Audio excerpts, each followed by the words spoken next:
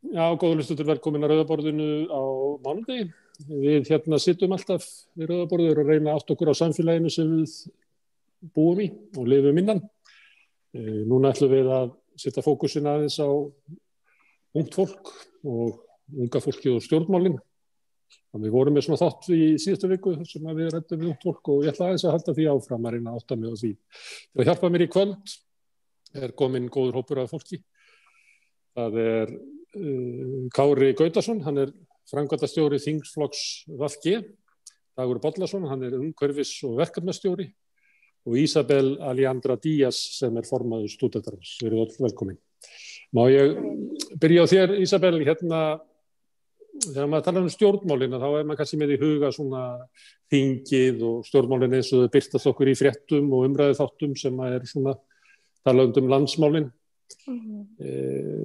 Má ég aðeins spyrja því hvernig þetta birtist ungu fólki? Heldur að þú og bara ungt fólk almennt hafi svona tilfinningu fyrir að þetta sé svið sem að nær utan þau mál sem að þú hugsar mest og sem að kannski tengist þínum hagsmunum? Eða þetta eitthvað sem að tilheyrir svolítið öðrum hópum samfélagsins? Já. Ég verði eiginlega að leyfa mér að segja að í ljósi alls sem hefur gengið á síðastliðna mánuði að þá upplifi kannski stúdentar og við allavega stúdentarhreyfingin að það sé ekki beint fulltrúi okkar þarna úti, þú veist ekki á þingi og við séum svolítið bara búin að vera að tala fyrir daufum eyrum og við erum þetta bara þeirra skoðunar að allt sem að viðkemur stúdenta og líka bara okkur sem einstaklinga pólitík og það krefst þáttöku stúdenta í bæði hagsmunabaráttunni og í landspólitíkinni og ég held okkur sárni svolítið að sjá að það ekki verið að tala fyrir okkar þáttöku innan sem sagt á landsvísu. Við erum að upplifa það og við til. Það kannski svona einangrar hópur eins og ég veit til dæmis að fólk sem atvinnulaust og búin að missa vinnuna eða fólk sem öryrkjar hafa mikið talað þetta í gegnum COVID vegna þess að það hafi svona bitnað sérstaklega á þeim og þá segir fólk oft að umræðan sem í samfélaginu við stöndum okkur svo vel og við erum að fara í gegnum þetta eins og við séum öll saman á sama báti og höfum svo gaman og erum bara Zoom-fundum og þetta pínulítið öðruvísi líf og gleyma bara þeim sem eru að raunverulega gangi gegnum mikla erfiðleika í þessari kreppu og þessum faraldri. Já, við erum að upplifa það að stúdentar hafa bara algjörlega gleymst í þessum faraldri og núna eru risastór tímamót hjá stúdentaráði. Við vorum að fagna 100 ára afmæli núna bara 4. desember og erum að frumsýna að sýna á RÚV afmælisþætti í tilefni þessa og við horfum tilbaka og getum séð að stúdentar hafa verið að beita sér fyrir sömu málefnum aftur og aftur og aftur og það eitt og sér segir sitt. Þannig að við höfum alltaf vitað að stúdentar standa höllum fæti en ég myndi kannski segja að faraldurinn hafi uppljóstrað margt annað að uppljóstra hversu erfitt ástandið í raun og veru og núna erum við bara komin á þann stað að við krefjumst þess sem réttilega okkar og það einskorðast ekki lengur við faraldurinn. Dagur, má ég spyrja þig nú hefur svolítið verið fjallað það pínulítið innanlands mikið erlendis veikari efnahagslega stöðu ungs fólks í dag en fyrri kynslóða. Þetta sé svona kynslóð sem skilin eftir. Fyrsta kynslóðin, þú kannast við þetta, fyrsta kynslóðin sem upplifir það að horfa fram á það að búa við lakari efnahagslega stöðu heldur en foreldrarnir, á jaðri vinnumarkaðar, á jaðri húsnæðismarkaðar og annað slíkt. Upplifir þú það að staða ungs fólks sé svona veik í samfélaginu og gagnvart stjórnmálum? Já, svona mörgu leyti. Ég held að þetta stýrist kannski svolítið mikið til að því að þú veist, við sem erum yngri í dag, við erum lengur í þessu bixi, við erum lengur að koma undir okkur fótunum. Við þurfum að verja meiri tíma í námi heldur en kynslóð foreldra okkar, af því að bara eftirspurnin þannig á atvinnumarkaði. Og við erum bara lengur í einhvern veginn þessu bixi og alls konar svona gigvinnum, verktakavinnum, inn og út úr vinnumarkaði í skólaumhverfi sem eins og Isabel var að segja oft mjög snúið og erfitt og erfitt að bara eins og ég segja, við erum lengur í einhverjum svona millibils ástandum, við erum eiginlega allan 30-aldurinn einhvern veginn í einhverju svona, já, eins og ég segi, bixi, sko. Ég held að það sé svolítið svona stóri þátturinn í þessu. Sem kannski þolanlegt í 3 ár upp að BA-námi að vera á lélugum námslánum í einhverju harkvinnu þess á milli eða þessu linnir, en kannski 10 ár, þá er þetta hægt að vera fyndið. Já, þá er þetta hægt að vera skemmtilegt, sko, og þú ert farin að falla á milli kerfa, sko, og tala nú ekki að þú ert að veisast í því að eignast börn á þessum tíma líka og eftir kannski að fara eitthvað til útlanda líka að læra eitthvað svoleiðis eða jafnvel dætturinn og örorku einhver tíma eitthvað svoleiðis. Það er bara, þetta er ansið erfiður tími og hefur orðið bara talsveit mikið erfiðar á síðustu árum og þú veist, skiljanlega verður unga fólki svolítið út undan og er lengur að koma undan sér fótunum og lengur að búa til einhver svona eignamyndun, eignast húsnæði og annað slíkt, einhvern sparnað. Nú veit ég ekki hvort að þið upplifið ykkur öll að sömu kynslóð, en svona hérðan frá mér þá skulum við segja það þessi sama kynslóð, Kári. Kynslóð sem var undan mér, hún hefur verið kölluð alls konar öfnum, hún hefur kallað freka kynslóðin og alls konar kynslóði sem að náði eiginlega alltaf að hennar mál voru alltaf aðalmálin. Þegar hún ekki næst börn þá var það leikskólarnir, þegar hún var í námi þá var það námslánin, þegar hún var að koma út á húsnæðismarkaðinn þá var það húsnæðismálin og núna er að koma svona eftirlaunaaldri, það er svona verið rosalega frek kynslóð, bæði þetta er jákvætt, þetta er líka, þetta er ekki bara veikvætt, þetta er lét til sín taka og tók þátt í, þetta er 68 kynslóðurinn sem aldist upp við það að við gætum haft áhrif á samfélagið með pólitískri þátttöku. Getur það verið að þið séu bara ekki nógu frek? Já, ég veit það ekki. Það hefur sjálfst verið þessi umræða, sko, ef þessi þáttur hefur tekin upp fyrir hálfri öld, þá hefði örugglega verið svolítið svipað, sko, að þetta væri aðeins flóknara núna samfélagið heldur en var fyrir hálfri öld og svona, sko. Ég held að klárlega sé þetta nú svona ýmis teikn á lofti að fólk sé alveg að taka þátt í stjórnmálum, sko. Það er ungt fólk er að taka þátt í prófkjörum, það er ungt fólk sem að sér á vettvangi verkalýðshreyfingarinnar að láta til sín taka og þar, sko. Ég er svolítið teku undir með Degi, sko, að þetta er þessi lengri tími bara sem tekur í allt, hann gerir bara einfaldlega það að það er líklegra að það verði eitthvað áfall í þessum tíma sem þú ert með lágar tekjur og það sem manni kannski svíður svolítið að sjá er hvað leiðin, sko, frá því að vera bara blankur námsmaður í að vera í gjörsamlega vonlausri stöðu er stutt og það sér maður bara lendir í einhverjum erfiðleikum, dettur út af vinnumarkaði eitthvað svoleiðis eða lendir í því að eignast börn á svona þegar þú ert í svona erfiðum tíma í náminu eða eitthvað svoleiðis, sko. Þannig að þetta er svona svolítið brothætt og sömuleiðis er húsnæðismarkaðurinn mjög erfiður og svona verandi að landsbyggðinni og þekkja það alveg að vera á leigumarkaði frá því ég var 16. Þú veist, þetta er rosalegur múr að klífa ef þú átt ekki góða að og allt það, sko. Og ég held að það sé óumdeilt að, sko, tekjurnar hjá ungu fólki í dag eru hlutfallslega lægri en voru fyrir 30 árum og auðveldara að komast á skak og eitthvað svona þá, sko, heldur en núna. Ég held að staðan sé erfiðar en ég er ekki viss að ungt fólk í dag sé nokkuð latara en taka þátt en það var, sko. Því er svo.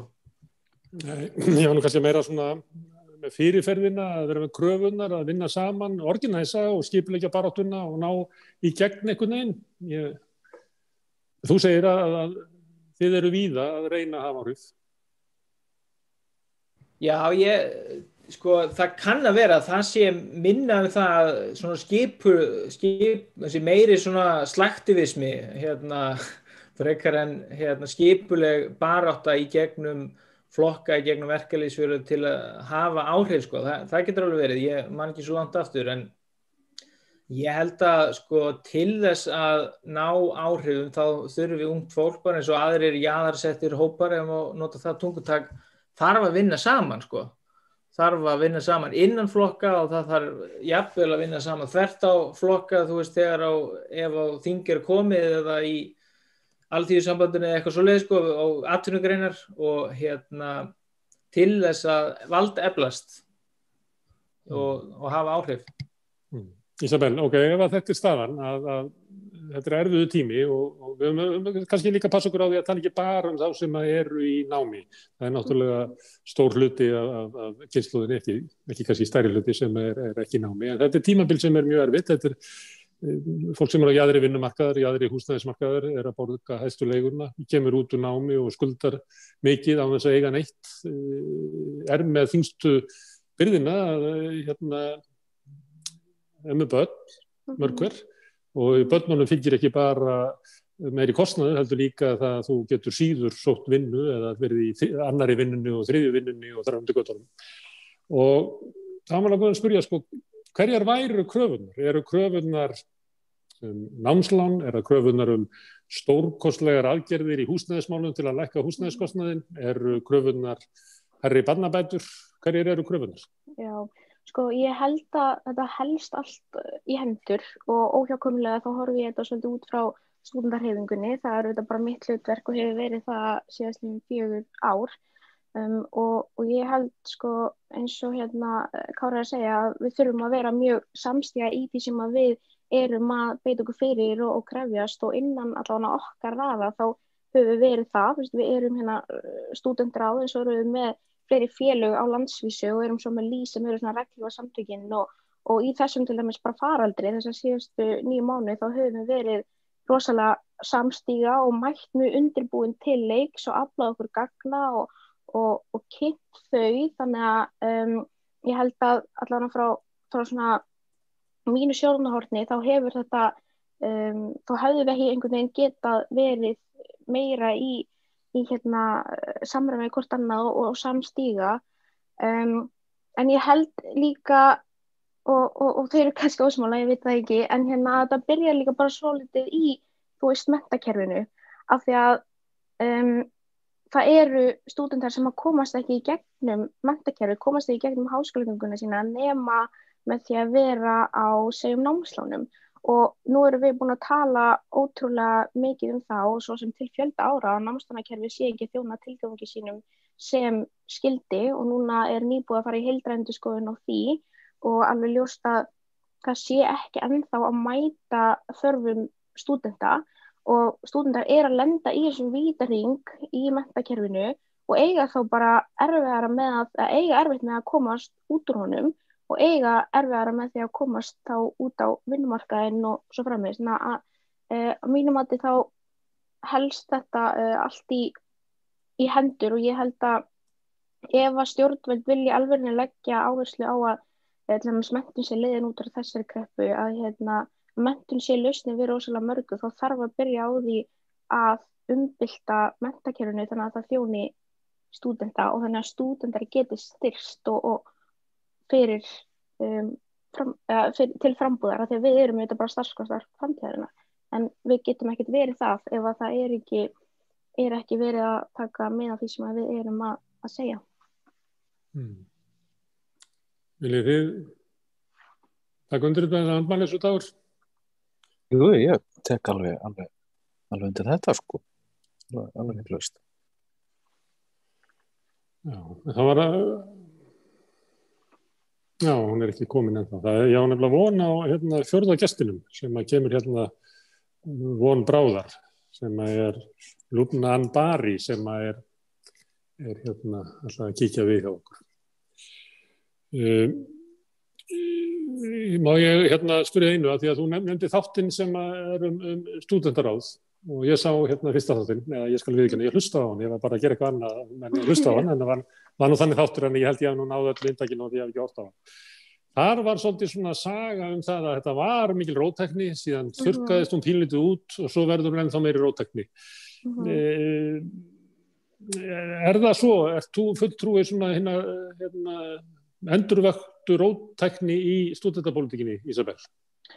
Ég meina ég kem úr röðum Röskvu og við í Röskvu erum með 3 gildi að 3 gildi sem róttækni heiðarleiki og við leggjum rosa mikla áherslu á róttæknina og ég held að við séum búin að vera rosalega öflug innan stúdentráðs og höfum í síðustu árum verið að beita okkur rosa mikið út fyrir háskólasamfélagið af því að eins og ég sagði áðan, við teljum allt sem að við kemur okkar upplifun bara sem einstaklingar sé pólitískt og bara mjög gott og nýlegt kannski dæmi það þetta tanngaringamáli þar sem við vorum að beita okkur út fyrir háskólasamfélagið. Þannig að ég ætla að svara þessari spurningu játandi. Ég held að hagsmunabarátta stúdenta sé í eðli sínu félagshyggjumiðuð og það kallar á róttækni og ég tel að forystufólk stúdentar á síðustu ára hafi sýnt það í verki hjá. Nei, við má skjóta inn, sko, þá finnst mér þetta kalla svolítið á við verkalýðshreyfinguna. Hún náttúrulega byrjar mjög róttæk og svo kemur einhver svona blerist bakslag í einhver ár og núna nýlega þá loksist dottininn róttæk fórust og ég sé einhver svona samhverfi í því í stúdentapólitíkinu og ég held að það sé bara liður í svona stærra alþjóðlegri þróun að það er bara auknin róttækni og það er bara alveg salur fyrir róttækum hugmyndum meðal ungs fólks. Ég held að það sé alveg klárt mál. En er það ekki afleiðingin af veikari efnahagslegri stöðu að kynslóður upplifir það að hún þurfi að berjast harðar fyrir sínu? Jú, ég held að það sé alveg örugt að þetta gerist ekkert í einhverju tómarúmi og það sama má segja verkalýðshreyfinguna að það er ekkert engin tilviljun að það velst inn mjög róttæk fórustum á síðustu árum. En ég held að við munum alveg sjá það á komandi árum að það er talsverður munur á því að vera með róttæka fórustu, hvort sem það er í stúdentapólitíkinni eða í verkalýðshreyfingunni og þarna á að vera róttækt fórum. Hér er komið til okkar Lubna Anbari, velkomin. Ég kynnti hann ekki henni upp að ég vissi ekki alveg hvort hún myndi náði að koma en hún náði að koma og þetta var forvitnilegt að spyrja þig, Lubna, því að þú nú komið hingað við Rauða borðið áður og lýst svolítið stöðu innflytjenda af annarri kynslóð sem eru aldir upp í fátækt. Ætti ég að spyrja þér hver er þín upplifun á því að sá hópur sem að þú þekkir vel, hvernig hann upplifir svona stjórnmálin og kannski svona aðgengi sitt að þeim til að hafa áhrif á þau, hvort að stjórnmálin snúist ykkar hagsmuni og þína hagsmuni? Já, takk fyrir að bjóða mig. Sorry, ég koma örlítið seint, en flest allar vinkonum að margar af vinahópnum mínum eru eiginlega bara fluttar erlendis sem eru hreinskilin, en þær hafa bara fundið fyrir vonleysi sem eru hreinskilin. Ég meina, ef það er ekki búið að leysa svona grunnatriði, svona grunnvandamál eins og með lán og húsnæði og svona, af hverju ætti að vera eitthvað að hlusta á þeim vælum pólitíkina, skilur. Þannig, þetta er svolítið svona, svolítið svona erfitt einhvern veginn, hvernig á að koma sér á framfæri og verða hlustað á mann. Það er svolítið þannig, sko.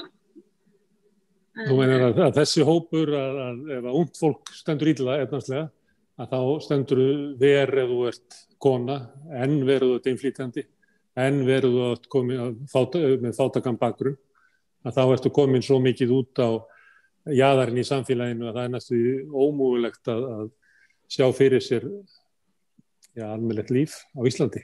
Já, eiginlega, líka bara, náttúrulega partur svona grunnatriði bara eins og heilbrigðiskerfi eða eitthvað svoleiðis sem maður kannski að biðja eitthvað svona eðlilega þjónustu sem maður rétt á og það er eitthvað erfitt, bara svona öll atriði maður verður bara svona þreyttur. Að ég held að fólk svona gefst eiginlega upp og þarf að búa til eitthvað svona samtök sem maður getur barast fyrir hönd þeirra eða fyrir hönd stúdenta eins og er gert og eitthvað sem er svona virkilega vill einhverja breytingar, ekki bara að ég sé búin að búa til samtök og við erum hér sem gera ekkert eins og Efling til dæmis, þeir eru rosalega hávær, þau vilja virkilega berjast fyrir launafólk, skiljiði, þannig að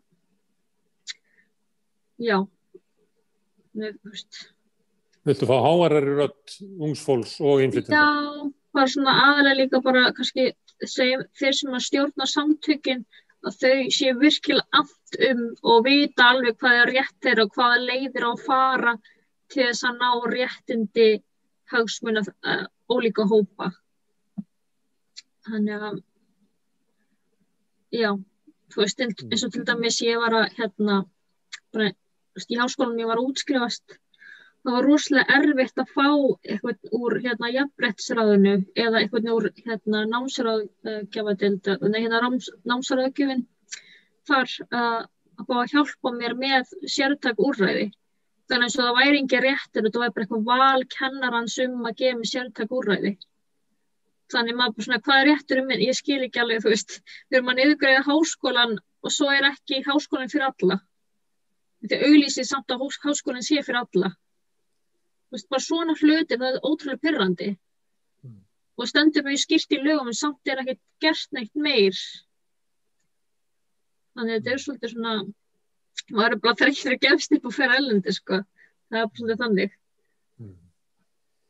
Ég bjóði þér að kommentra á þetta, Ísabel, áður ég færi orðið til Kára, svona, því að Lúbí að tala um háskólan og aðgengja námi við ég held að eitthvað kom fram að það eru 2% háskólanema eru erlendum uppruna og meðan það eru 15% af þjóðinni og svo veitum við það líka að út af fátækum bakgrunni þá þú lifir ekki af námslánum, sko, þú verður að fara bara mögulega, ég þekki fólk sem hefur farið í gennum háskólanám þannig og það kemur út stórskuldugt, sko, kakvað smálánafyrirtækjum, það er einu lánin sem að hinu fátæku stendur til boða.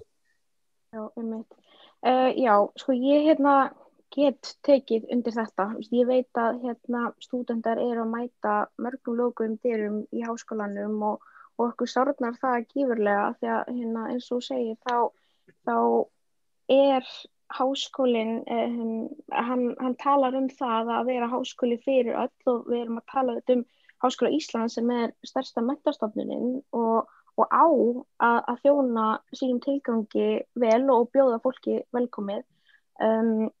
Og ég held að það sé mitt auðvitað bara hlutverk okkar hér að þora að taka slaginn gagnvart stjórnsýslunni því að stundum þó svo að kannski kennarar eða miðla stjórnsýsla eða hvað sem það séu tilbúin til þess að styðja okkur í því, þá er þetta bara mjög gömul stofnun og það er bara rótgróið, kannski ákveðin gildi og ákveðin hlutverk, ákveðin sjónarmið sem að við þó teljum að sé löngu tímabært að skipta út, en þetta er alltaf ákveðin barátta og ég get algjörlega tekið undir það.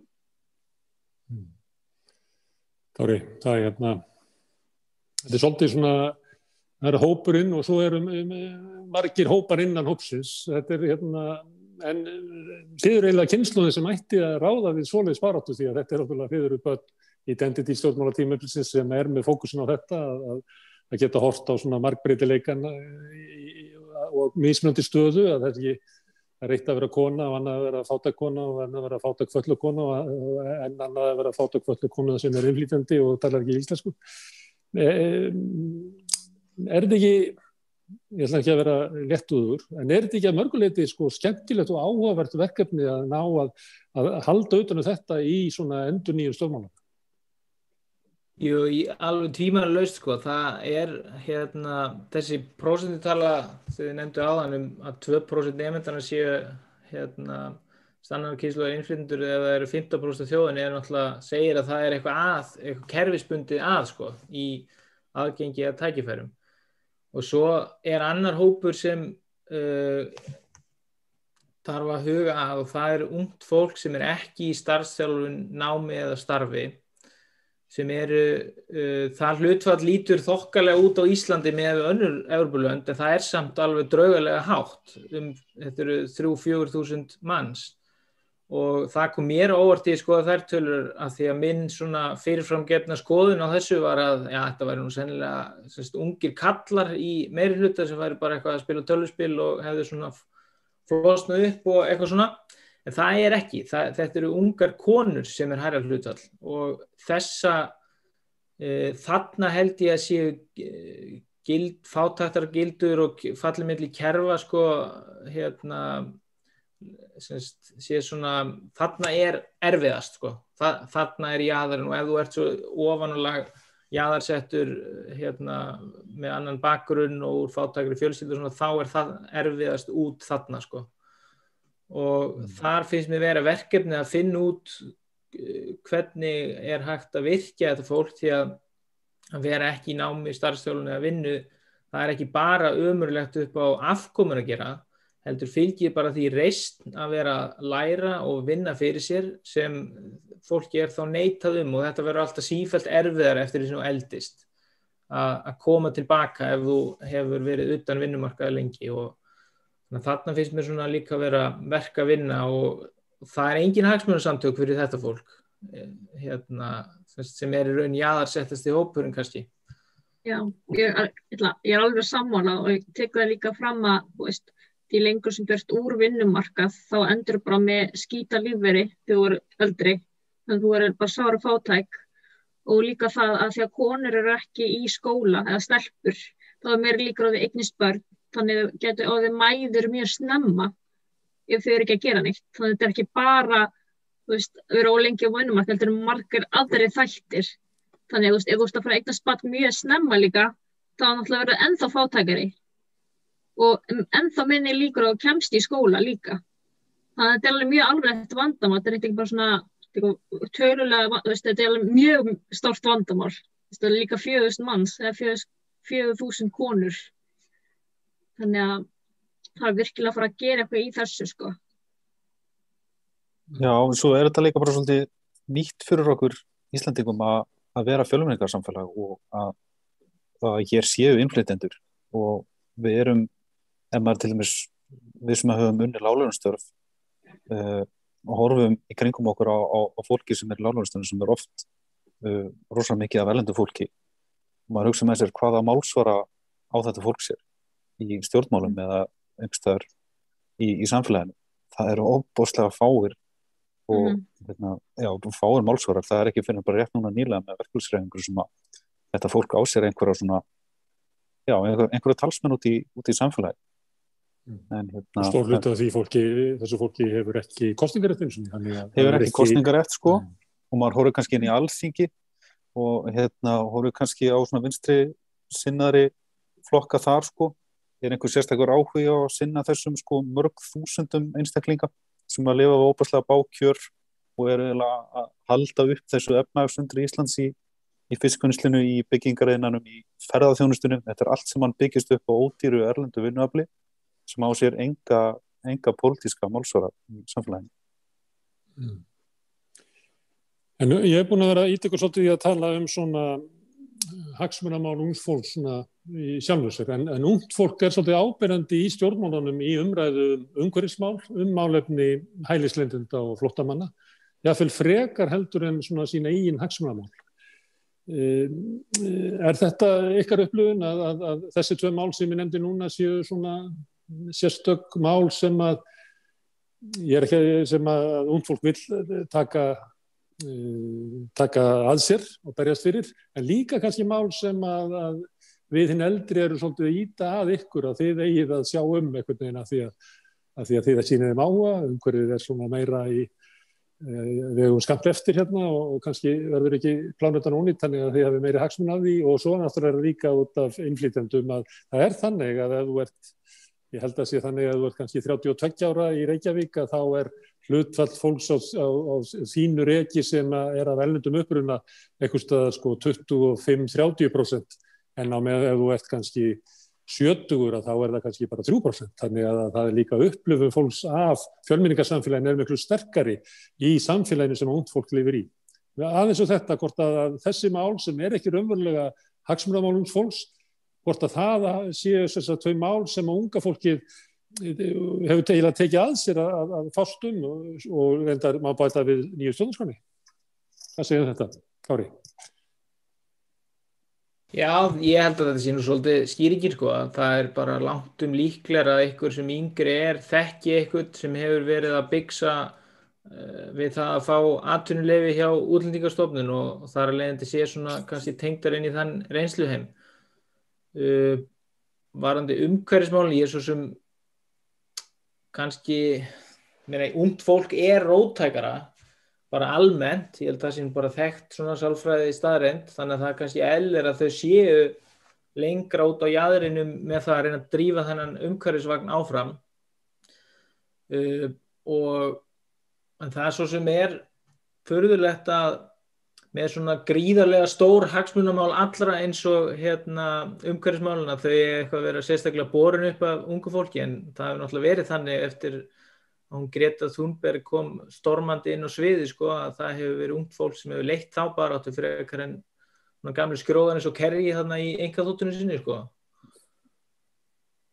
En ég veit ekki hvort það endilega að kostna hagsmuna baráttu ungs fólk sérstaklega, þau sé að það sé að sinna þessum hinum baráttumálum líka, síðan svo held ég.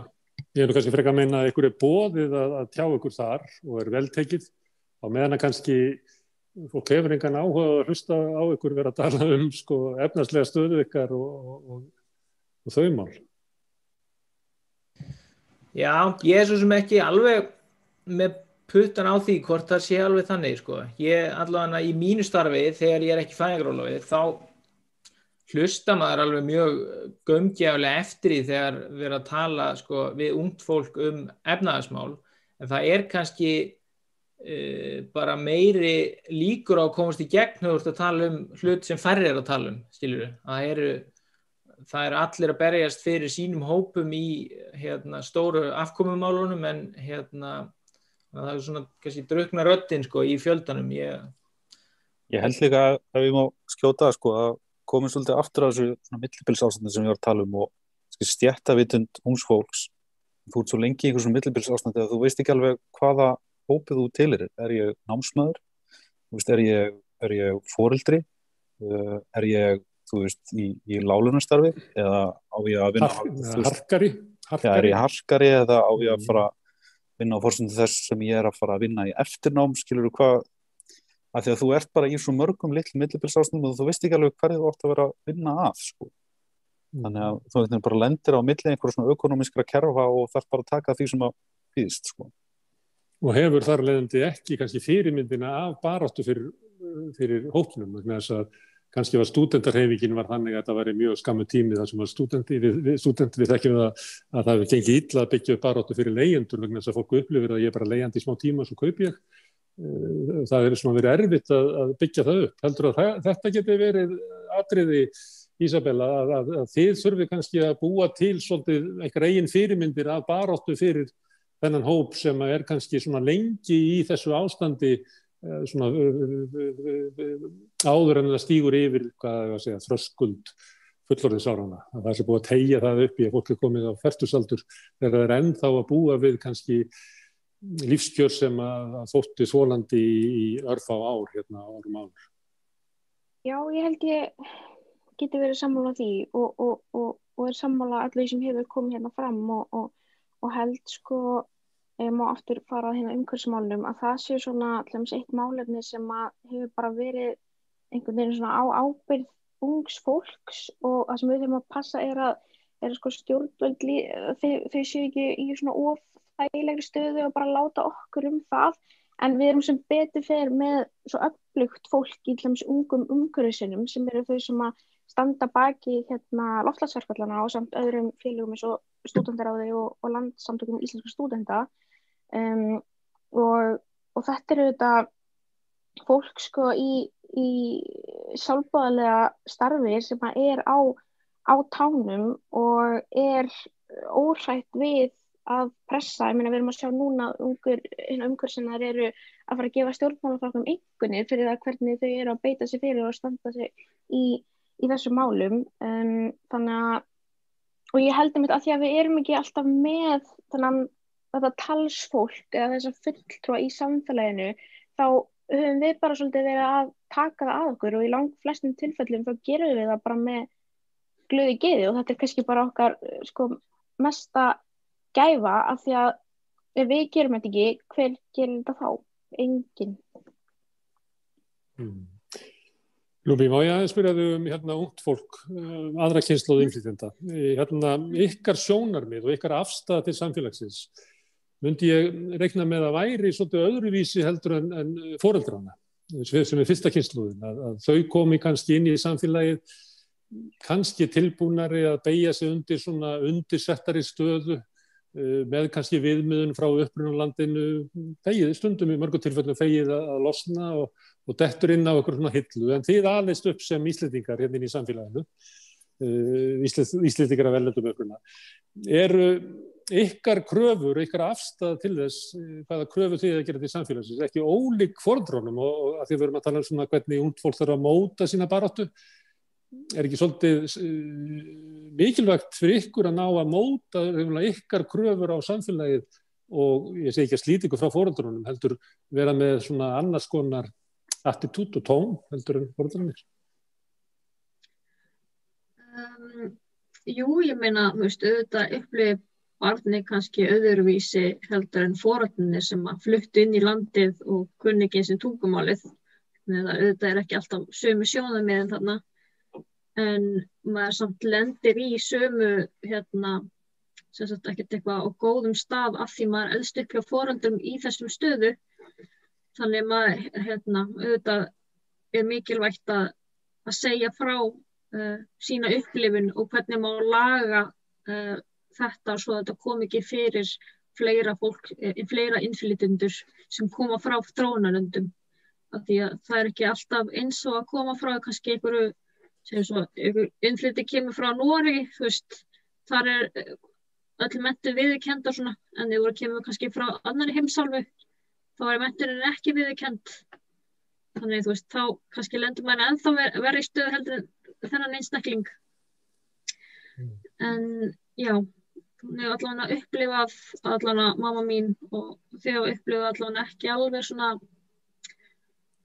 kerfi sem hefur hugað að taka sem sagt að samþætta innflytjendur nógu vel, nógu hratt inn í samfélagið. Jú, þau hafa kannski fengið einhver að túlka og svona þegar mamma mín var, en það var ekkert meira til þess sem að lendi í kvennaathvarfi, þá var ekkert eftirfylgni eða leitt fólki í gegnum kerfið eða hvernig á að kæra, allt þetta, það var aldrei svona tekið með af innflytjanda. Og sama á við með heilbrigðiskerfið. En ég allavega byrjuð að mæta bara sem sjálfboðaliði hjá ASÍ og bara að miðla mína skoðun og hvernig var örugglega best að gera þetta. Eins og mín draumasýn var að hafa eitthvað svona rafræna íslensku tíma teknar upp og það væri bara svona, hvað maður segja, eitthvað svona krossapróf en samt, ég prófaði eitthvað tíma svona tungumála-app sem var mjög sniðugt. Að þú gast tala við appið og áttir að segja orðin, síðan skrifin orðin, þangað til þú lærði bara tungumálið. Og ég óskaði að það væri til eitthvað svona íslensk útgáfa af því. Því þá getur fólk bara byrja strax ókeypis í staðan fyrir að bíða 6 mánuði eða ár til þess að geta fengið að læra íslensku og að fá að læra íslensku bara akkúrat klukkan 6 í 3 tíma virkum degi sem kannski óheppilegt fyrir marga foreldra. Þannig að mér finnst að tækni gæti orðið lausnin á þessu og svo allt og annað. Það væri flott að stofna eitthvað fyrirtækjaráðgjafa fyrir innflytjendur að hjálpa þeim að stofna fyrirtæki, þau skyldu ekki finna vinnu. Því það ekki, þegar þú kemur hingað inn í land, það þýðir ekki endilega að fá vinnu. Þannig þú eru líka að finna einhverja aðra leiðir. Það er flott að styðja þá að sýna þeim bara nákvæmlega hvernig að stofna fyrirtæki og þau geta jafnvel nýtt kannski tengslin í heimalandinu, þessum kannski eru ódýrari byrðir eða úr það skilur. Þannig að svo margt við viljum nýta með þessa auðlind, þá verðum við að benda þeim á hvað þau hafa og hvað þau getur fært inn í landi sem við mögulega seljast vel. Þannig að þetta bara mjög easy lausnir og samt ekkert verið að gera þessa lausnir, Samt veitum við að það er rannsóknir víða heim sem að segja að innflytjandi held ég sé 5 sinnum eða 6 sinnum líklegri til að stofna fyrirtæki heldur en sá sem innfæddur. Það ef það á að vera nýsköpun og að leysa atvinnuleysi, þá eiginlega snjallasta sem hægt að gera að ýta undir það innflytjendur stofni fyrirtæki. Algjörlega. Og með þeir eru með mikið dræf og svona hvatningu þegar maður kemur inn í nýtt land, þá er maður tilbúin að gera allt þess að gera vel. En ef það ekkert maður sé bara vekk allstaðar, mæta þér, loku dyr, þá bara gefst maður upp og verður bara þreyttur og veikur og lendir bara sem öryrki, skilur, eða eitthvað. Ísabel, má ég spyrja þetta svona fyrstu og annara kynslóða innflytjendur svona, að við erum pínult að tala svona hvernig að það að búa til baráttuna upp á nýtt og að svona, það ekki alltaf fyrirmynd af því. Þetta eitthvað, ég spyr bara forvitni, sko, þetta eitthvað sem er svona, að önnur kynslóð þurfi svona átaka á því að átta sig á stöðu sinni, það ekki endilega það sem að foreldrarnir sættu sig við, heldur þarftu að búa til nýja baráttu, hlutverkin það að vera innflytjandi sem að kannski arfurinn af fyrstu kynslóð kannski ekki svo góður hentugt hlutverk fyrir aðra kynslóð og svo þriðju kynslóð. Heldur að sé mikil svona framundan einhver svona sköpun í réttindabaráttu innflytjenda. Ég verð að vera bara alveg hreinskilin. Ég þekki þetta ekki mjög vel. Ég hef átt svona aðra reynslu og ég held að kannski ástæðan fyrir því sé bæði það að ég elst upp í svona litlu samfélagi á Ísafirði þar sem að allir þekkja alla og ég man, sko ég einhvern veginn man ekkert eftir neinu og þekki mikið öðruvísi en að vera mikill Íslendingur og svo líka ég átti svona fjölskyldu fyrir íslenska, þannig ég held að bara minn reynsluheimur sé öðruvísi og ég vegna þess að treysti mér auðvitað ekki til þess að tala fyrir hönd þeirra sem að hafa haft það öðruvísi. Ok, en tækifæri ungs fólks að starfa í stofnunum, við erum svolítið rætt það, verkalýðshreyfingin og flokkana. Ég veit að Kári, þú ert í að gefa kost á þér í, man ekki hvað heitir, forval, eða ekki, hjá VG. Greið leið fyrir ungt fólk það með, ég finnst það að vera svolítið áberandi, það var svolítið áberandi í, ég veit man ekki hvað, ég held að við líka kalla forval í Samfylkingunni, það var svona yngra fólk svolítið áberandi í Reykjavík og ég sá að forveri Ísabel sem formaður stúdentaráðs að bjóða sig fram fyrir Samfylkinguna í prófkjöri þar í suðvestri. Þetta virkar eins og ungt fólk, við erum náttúrulega með ótrúlega ungan dómsmálaráðherra, borgarfulltrúi sósíalista í Reykjavík sló aldursmetið af Davíð Oddssyni þegar hún var kjörin 2018. Erum við kannski að sjá svona kynslóð sem ætlar að koma svona fyrr fram á völlin og láta til sín taka heldur en að var kannski áratuginn undan? Já, fyrir mitt leyti þá veit ég ekki hvað greið leið fyrir næstu viku. En ég nú ekki viss að það sé beinlínis greið leið, sko. Það eru þeir sem haldum valdaþræðina hvar sem í samfélaginu er fólk á miðjum aldri sem hefur haft tíma til að byggja upp tengsl og þekki fleiri og alltaf bara eins og eðlilegt þannig séð, sko, þannig að það þarf alveg átak til að brjótast fram fyrir þá sem eldri á fletinni, sko. En það eru klárlega held ég vonar neistar víða, ég meina það held ég helmingurinn af þeim sem taka þátt í forvalinu hjá okkur í Norðausturkjördæmi eru undir 35, 6 af 12. Eða hvort það eru 5, ja, eitthvað það bila, það séu svona frekar góð þáttaka, sko. Þannig að í krafti fjöldans þá hefði maður haldið að þetta neitt, sko, í 1, 2, 3 í svona þessi efstu sæti.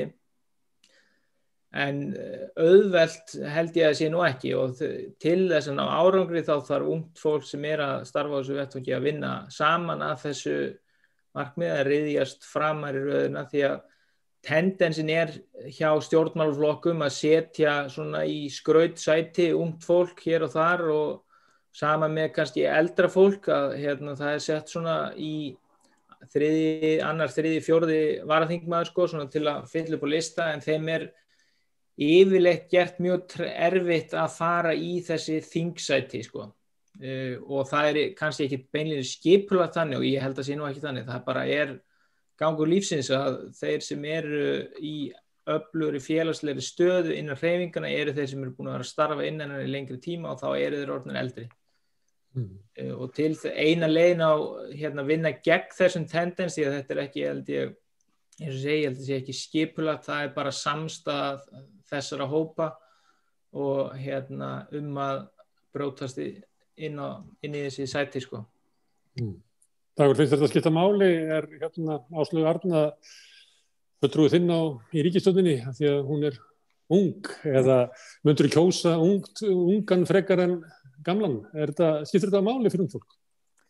Þetta skiptir alveg máli í stóra samhenginu og þú veist, ég sammála Áslaug Arnu fátt en mér finnst samt gott að hún sé ráðherra verandi svona ung og það fleiri ungir og þykja og það mjög áhugavert viðtal við Steingrún J. Sigfússon núna í vikunni þar sem hann var einmitt að fara yfir þetta að þetta hefur breyst alveg ofboðslega mikið á Alþingi á fáum árum. Við mögum alveg að vera smá þakklátt fyrir það að þetta hefur alveg breyst mjög mikið og að breytast líka eins og segir í borgarpólitíkinu og víðar. Ungt fólk virðist alveg eiga greiðari leið af þessum kjörnu embættum en sem frábært.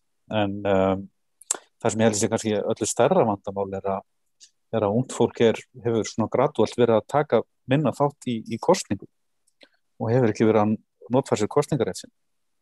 Og það er kannski vandamáli sem við ættum að vera að horfa svona miklu frekar til að mínum mati og aðeins að velta fyrir okkur hvort við þurfum að endurhugsa aðeins kosningar og kosningaþáttöku til þess að fá ungt fólk betur á borðinu og til þess hefur það verið rætt af Andrési Inga þingmanni að lækka kosningaaldurinn í 16 ár.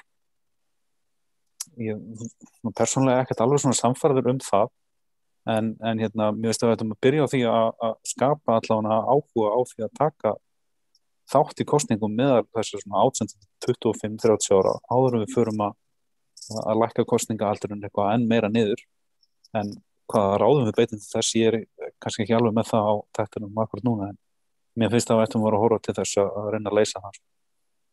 En oftast það þannig að það sem lægri kosningaþáttakaldur hér að þá auðvelt að sjá það þegar maður sér greining á því hverju mæti ekki kjósa þá það þeir hópar sem að upplifa að stjórnmálinn og ríkisvaldi sé ekki að þjóna sér. Það eru þeir sem að mæta helst eru þeir sem eru vel miðaldra, efnaðir líta á það sem að stjórnmálinn bara til að þjóna mér.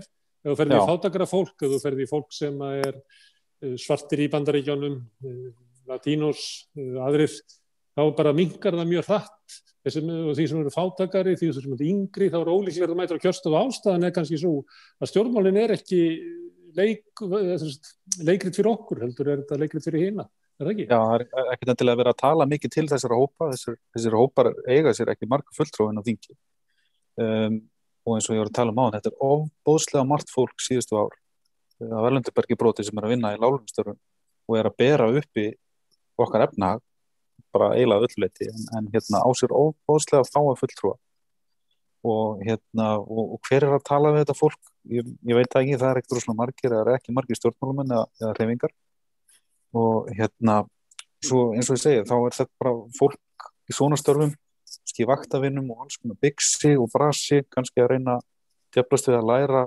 tungumáli líka á kvöldin að þú veist taka sér tíma á deginum til þess að bara á kjósa einhverstaðar, það aðeins meira en að segja heldur en að vera bara í 9-5 vinnu á segla frekar leikna sjó bara í góðri millisteyt sko. Núbi, finnst þér margir vera í stjórnmálunum sem að eru svona þitt fólk eða finnst þér þetta að vera hinir sem að taka sviðið stjórnmálunum? Mér finnst ég ekkert eitthvað að sjá beint talað innflytjendamál í pólitíkinni, kannski meira bara mál sem á við bara húsnæðismál eða umhverfismál en ekki nógu mikið innflytjendamál myndi ég segja kannski meira svona einhver samtök eitthvað svona UN Women á Íslandi eitthvað svona tala aðeins meira innflytjendamál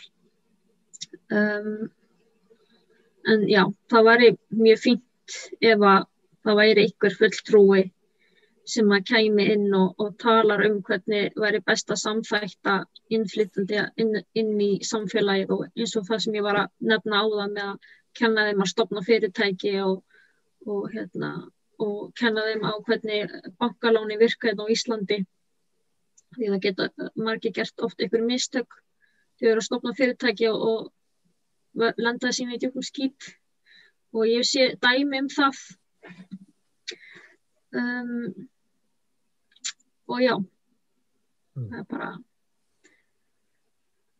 bara stofna einhver samtök og kannski reyna að finna leið til þess að koma innflytjendum meira á framfæri, styrki, svo stofna fyrirtæki til dæmis, bara alls konar.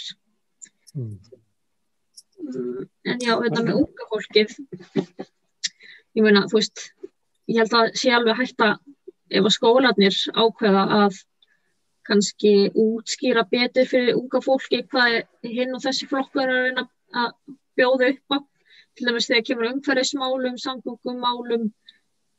Ég trú alveg á því að ungi krakkar gætu alveg tekið alveg góða ákvarðanir, myndi ég segja, þegar maður einfaldar kannski aðeins hvað er að bjóða fram.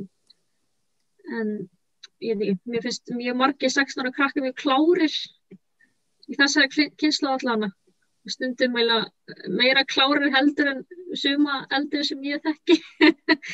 En þannig að svolítið erfitt að vera að segja eitthvað nei, ekki lifa 16 ára og eldri að kjósa. En maður geti alveg gert einhverja tilraun, hafa kannski ungmannakosning, sjá hvernig það kom út og ég veit ekki, það væri bara gaman. Það er reyndar gert, það er gert í framhaldsskólunum. Ég man eftir einni kosningu þar sem að alþýðufylkingin, Þorvaldur og félagar held ég að fengi 40% fylgi,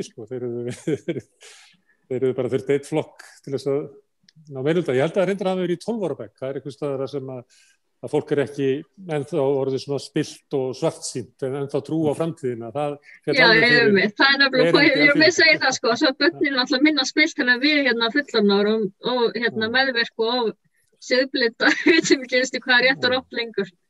Nei, segir svona. Já, ég ætla ekki að blanda mér í þetta því að ég haldi fram þeirri skoðun minni að allir eigi að hafa kosningarétt, þessi fæðingaréttur og börn eigi að hafa það, að foreldrarnir geti farið með kosningarétt barna sinna til 7 ára aldurs og farið með þeim í kjörklefann til 12 ára og eftir 12 ára þá geti börn bara kosið einn. Það er svona mín kenning en ég hef ekki fundið mitt til þess að vera sammála mér. Þannig að ég ætla ekki að ræða þetta hér. Mér langar að enda á því að Ísabel að spyrja þig að því að maður tekið eftir að hérna verið nefnt svona aukin róttækni í verkfallshreyfingunni og hluti af því hefur verið svona tengsl ASÍ og Eflingar til dæmis við Öryrkjabandalagið, það er svona meiri samstaða þvert á milli. Er stúdentarráð að vinna með svona nýrri forystu verkfallshreyfingarinnar, einhvern veginn að stilla saman strengina? Er það að því eða væri það æskilegt? Við erum ekki kannski með beinum hætti að því. Það fer svona hlutir fara fram í gegnum Landssamtök íslenskra stúdenta sem eru þetta regnhlífasamtökin. En mér þætti mjög vænt að vera í beinu samstarfi af því að auðvitað er Lýs að tala fyrir hönd aðildafélaga sinna en við kannski aðildafélagin erum auðvitað með svona visst sjálfræði og þekkjum betur hvað er að gerast innan háskólana okkar bara eins og gengur að gerast óhjákvæmilega og þannig að mér þætti það bara eiginlega sjálfsagt að geta verið í frekari tengslum við það því ég væri mjög jákvæð fyrir því. Já, ég sé þetta er reitt mál sem að þið getur unnið saman í þess að verkalýðshreyfingin og kannski lágstéttafélögin og svo Öryrkjabandalagið og svo námsmenn ætli við sem ekki komið þá með svona 90% af leigjendum sem eru komið þar inni sem er hópur sem að sárvantar raunverulega einhverja til þess að taka upp sína réttindabaráttu. Svo ég nefnir það. Ég ætla bara að hvetja verkalýðshreyfinguna til þess að hafa samband við Ísabel hið fyrsta. Herðu krakkar, ég þakka ykkur kærlega fyrir að stoppa hérna hjá mér og gefa mér svona smá innsýn inn í afstöðu ungs fólks til stjórnmálana og samfélagsins. Dagur, Ísabel, Lúbi og Kári, kæra þakkir. Ég þakka hlustendur fyrir að staldra hérna við og hlusta á þetta samtal. Á morgun verður rauðaborðið aftur og þá verður við með allt annað mál á dagskrá en ég þakka fyrir í kvöld.